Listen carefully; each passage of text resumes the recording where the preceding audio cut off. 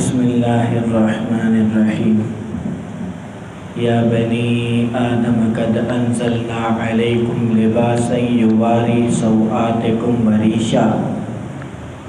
اے بنی آدم اساں تواں تے لباس نازل کیو سے، تواں پانجی اوگھن ڈھکیو، وریشا ऐं زینت لائے سینگار لائے، ولباس التقوی ذالک خیر ऐं تقوی جو لباس ایو بھلو آ، ذالک من آیات اللہ لعلہم یذکرون، یہ اللہ تعالیٰ جی نشانن مجا آہن جیاں نصیحت حاصل کیو۔ یا بنی آدم لا یفتننکم الشیطان، اے بنی آدم تواں کے شیطان فتنے میں نہ وجھے، کما اخرج ابویکم من الجنہ، جیاں تواں جے والدین کے جنت ماں کڈھیں، ینزع عنہما لباسہما لیریہما سوآتہما، لاتھائیں انہن کا انہن جو لباس جیاں اوے ہک ॿिए जी شرمگاہ ॾिसनि، انہو یراکم هو وقبیلہ من حیث لا ترونہم، بے شک وہ شیطان تواں کے ॾिसे थो ऐं उन जी क़ौम वारा उन जॻह खां जो तव्हां उन्हनि खे नथा ॾिसो। इन्ना जअलना शयातीन औलिया लिल्लज़ीन ला युमिनून, बेशक असां शैताननि खे दोस्त बणायोसीं उन्हनि जो जेके ईमान नथा आणनि। इन्हनि आयात मुबारका में अल्लाह तबारक व तआला हिकिड़े एहसान जो तज़किरो फ़रमाए थो त मां तव्हां ते लिबास नाज़िल करे वॾो एहसान कयो। माना लिबास के अल्लाह ताला एहसाननि में ज़िक्र फ़रमायो त मां इहा तव्हांखे हिकिड़ी वॾी नेमत ॾिनी आहे लिबास, त लिबास वाक़ई हिकिड़ी बहितरीन क़िस्म जी शइ आहे। इमाम शाह वलीउल्लाह रहमतुल्लाह अलैह लिखे थो त लिबास उहा शइ आहे जेका हर मज़हब हर क़ौम में ईअं रहियो आहे त अनल उरा शैनुन वल लिबास ज़ैनुन, त उरियानी ओघड़ जेका आहे उहा बेलिबासी जेका आहे इहा हर क़ौम में ऐब रहियो, ऐं लिबास हर क़ौम में हर तहज़ीब में जेको आहे उहा ज़ीनत ऐं सींगार रहियो। त इहा लिबास जेका आहे उहा अल्लाह तबारक व तआला जी नेमतुनि मां वॾी हिकिड़ी बहितरीन क़िस्म जी नेमत। तॾहिं अल्लाह तबारक व तआला फ़रमाए थो या बनी आदम, ए बनी आदम असां तव्हां ते नाज़िल कयोसीं लिबास। हालांकि लिबास नाज़िल त न आहे थियो, लिबास त जे कपह मां या मिसाल जे तौर ते जानवरनि जी खलनि वग़ैरह उन मां जेको लिबास ठहंदो आहे इहे त ज़मीनी शयूं आहिनि, आसमान तां त लिबास नाज़िल न आहे थियो। त हक़ीक़त इहा आहे त अंज़लना जी हिकिड़ी माना ख़लक़ना बि आहे, माना ठाहिणु, असां लिबास ठाहियोसीं। ॿियो इहो आहे त अगरि जे लिबास कपह मां या जानवरनि जी उन खल वग़ैरह मां ठहियो आहे त इहे समूरियूं शयूं जेके परवरिश वठंदियूं आहिनि पाणी मां वठंदियूं आहिनि, ऐं इहो पाणी जेको आहे उहो अल्लाह ताला आसमान खां नाज़िल कंदो आहे, त बुनियादी जेका शइ बणी उहो पाणी बणी। त इहो पाणी जेको आहे पाणी जे ज़रिए अल्लाह ताला हर शइ खे ख़लक़ियो आहे, हर शइ जी नशो नुमा पाणी जे ज़रिए कंदो आहे। इन जे करे अल्लाह तबारक व तआला फ़रमाए थो असां लिबास खे नाज़िल कयोसीं। पोइ मां ॿुधायां त हर क़ौम हर तहज़ीब में इहा लिबास वॾी क़ीमती शइ रहियो आहे। सहाबा किराम रिज़वानुल्लाह अलैहिम अजमईन चयूं साईं अर्ज़ु कयो त या रसूल अल्लाह असां कहिड़ी शइ ढकियूं? हुज़ूर अकरम सल्लल्लाहु अलैहि वसल्लम फ़रमायो त पंहिंजी ओघड़ ढकियो। हर माण्हू खां पंहिंजी ओघड़, पंहिंजी शर्मगाह जेका आहे उहे हिसा आज़ाए मस्तूरा उहे ढकियो, पर सिर्फ़ु पंहिंजी घरवारी या ॿारनि जे अॻियां इहा शइ माण्हू ज़ाहिर करे सघे थो। पोइ हुज़ूर अकरम सल्लल्लाहु अलैहि वसल्लम उते इहो बि फ़रमायो उन्हनि सहाबा किराम खे त ओघड़ कहिड़ी सूरत में बि माण्हू जे अॻियां ज़ाहिर नाहे करणी, कहिड़ी बि सूरत में इहा ओघड़ जेका आहे उहा माण्हू जे अॻियां ज़ाहिर नाहे करणी। त इहा ऐं ॿी जॻह ते ईअं बि अचे थो त ओघड़ जेको कंहिंजे अॻियां ज़ाहिर करे थो त उहो वॾो लानती आहे, उन जे मथां लानत आहे। تو وہ چاہے مرد کے اگیاں چھو نہ اوگڑ ظاہر کرے تو یہ بھی چاہے لعنت جا مستحق بنجن تا. حالانکہ مانو بے احتیاطی کندا آہن, مرد چوندا آہن تو اساں مرد ہوں, اساں کے ڈھک جی کہڑی ضرورت ہے. حالانکہ نہ, لباس ہر قوم جی فطرت میں اللہ تبارک و تعالیٰ رکھیو ہے. ہر صورت میں ان شے کے ڈھکڑو ہی ڈھکڑو, ہر صورت میں چاہے کیر بھی ہوجے. پو مرد جی جیکا اوگڑ آ اُوا اوگڑ دن کھاں وٹھی کرے اُوا گودن تائیں مانا یہ شیوں ڈھکڑیوں ہیں تو یہ مرد بے کہ مرد جی اگیاں کیڑی صورت میں بھی ظاہر نتو کرے سکے. ऐं ॿियो इहो आहे औरत लाइ. त औरत जो सॼो जिस्म जेको आहे उहो अज़ाए मस्तूरा में अचे थो, सॼे जिस्म खे ढकणो आहे. हज़रत अस्मा रज़ी अल्लाह ताला अन्हा जा वार जेके आहिनि सन्ही पोती मां ज़ाहिर थियनि पिया.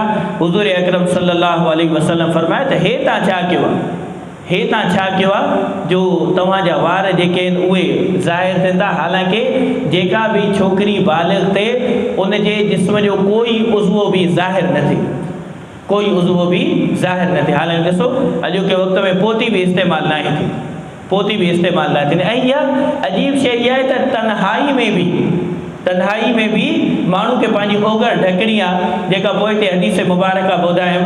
पोइ साहबी चए थो साईं जेकॾहिं असां अकेला हुजूं छा उते पंहिंजी ओगड़ ज़ाहिर करे सघूं था? हुज़ूर अकरम सल्लल्लाहु अलैहि वसल्लम फरमाइनि था त अल्लाह ताला वधीक इन शइ जो हक़दार आहे जो उन खां हया कयो. माण्हुनि खां हया कयो था त अल्लाह साईं वधीक हक़दार आहे जो अल्लाह साईं खां माण्हू हया करे त तन्हाई में बि पंहिंजी ओगड़ जेका आहे माण्हू खे ज़ाहिर न आहे करे. ऐं ॿियो इहो आहे, ॿिए जी ओगड़ ॾिसणु त गुनाह आहे, पर हिकिड़ो माण्हू पंहिंजी ओगड़ पाण ज़ाहिर करे बे एहतियाती करे थो त लाज़िमी उहो शख़्स बि गुनाहगार थींदो. ईअं न सम्झे त मुंहिंजी ओगड़ ज़ाहिर आहे, ॿिए कंहिंखे हया अचे उहो छो मुंहिंजी ओगड़ ॾिसे, ईअं न आहे. बल्कि माण्हू खे पंहिंजी ओगड़ ढकणी आहे. ऐं मां ॿुधाईंदो आहियां त जीअं सन्हो लिबास माण्हू जी ओगड़ खे ज़ाहिर करे थो, ईअं ई फिट जेको लिबास आहे जेके इंसान जे आज़ा जा जोड़ ज़ाहिर करे त उहो लिबास बि ओगड़ में दाख़िल थिए थो. ओगड़ त ॾिसो अॼोके वक़्त में केॾी ओरियानी ऐं फ़ाहिश आहे. हालांकि लिबास अल्लाह ताला जी नेमत आहे, हर तहज़ीब में रहियो आहे. हा जेको माण्हू लिबास खां जेको आहे बे एहतियाती बरते थो ऐं लिबास में जेको आहे ध्यानु नथो ॾे, उहो सम्झो सलीमुल फितरत माण्हू न आहे, फितरत खां हटियल शख़्स आहे.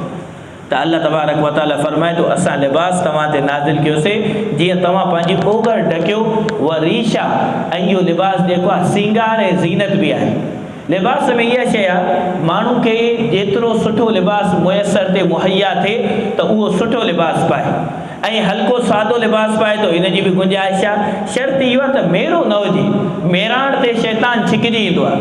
मेरे लिबास में उलमाए किराम बाज़ लिखियो आहे त माण्हू जी निमाज़ जेका आहे उहा बि मकरूह थी वेंदी आहे.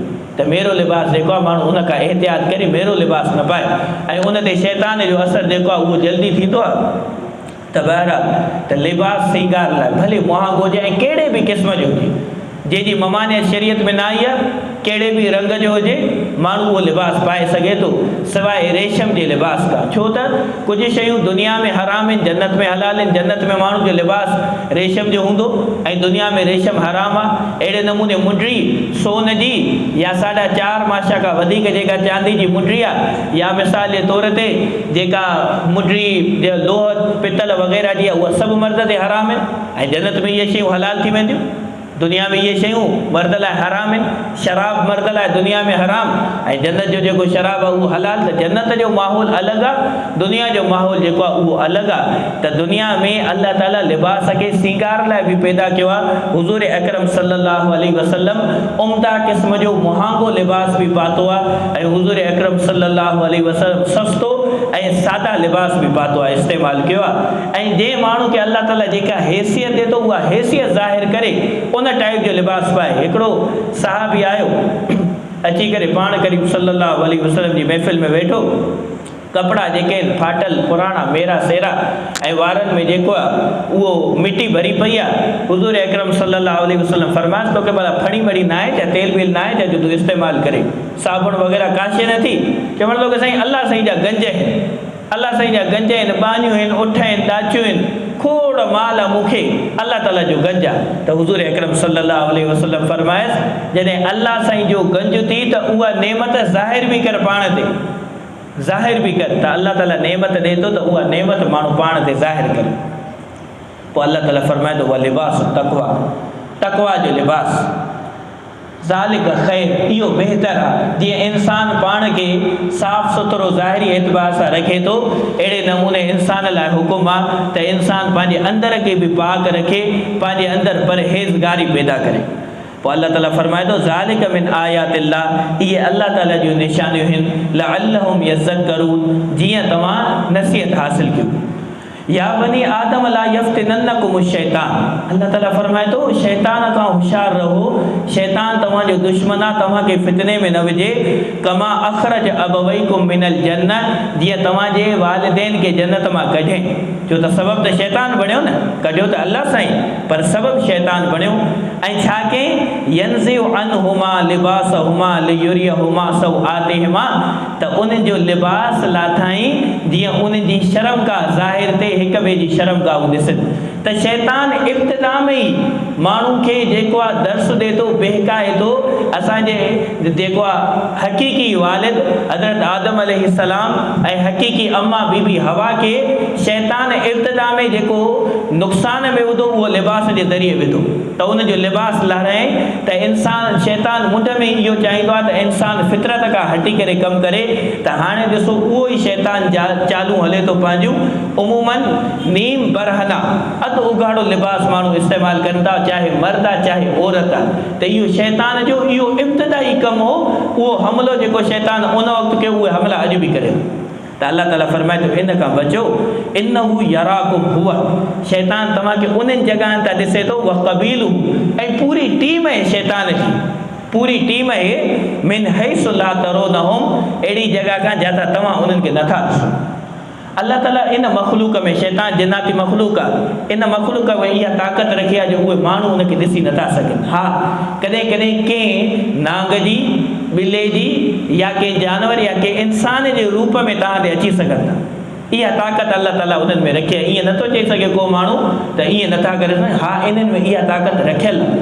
पोइ इन नमूने न त हूअ इहे ज़ाहिर न थींदा आहिनि, ऐं पूरो इन जो क़बीलो आहे। इन्हनि में बि नेक बि आहिनि, बद बि आहिनि, मुसलमान बि आहिनि, सिख बि आहिनि, हिंदू बि आहिनि, वाणिया बि आहिनि, हर मज़हब इन्हनि शैतान जिन्हनि में आहे, अल्लाह ताला रखियो।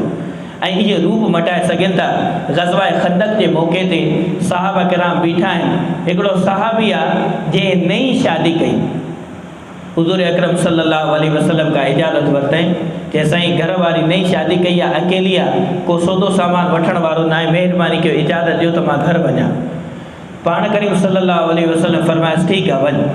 उहो साहिबी जीअं ई घर ते अचे पियो, ॾिसे पियो त हिन जी घर वारी पंहिंजे दर खोले ॿाहिरि झातियूं पाए थी।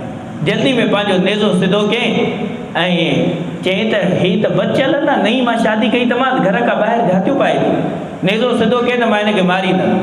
घर वारी चयसि जल्दबाज़ी न कर, थधो थी, पुछ त सही ॻाल्हि छा आहे। चई हिकिड़ो कमरो आहे, उन कमरे में वॾो नांग वेठो आहे, वॾो नांग आहे, त उहो नांग वेठो आहे, हमिलो करे आहे, कमरे में अची करे वेठो आहे। त मां तॾहिं निकिरी आई आहियां त कंहिंखे मदद लाइ सॾु कयां। चवणु लॻो वाक़ई मजबूरी आहे। अंदरि वियो, अंदरि वञी करे उन नांग ते हमिलो कयो, वॾो नांग हुयो। पोइ नांग बि हिन ते हमिलो कयो त सहाबी बि शहीद थी वियो, नांग बि मरी वियो। हुज़ूर अकरम सल्लल्लाहु अलैहि वसल्लम खे जॾहिं इहा ख़बर पई त साईं जन अची ॾिठो त उहो जिन हुयो, माना जिन नांग वारो रूप करे उते वेठो, नांग वारो।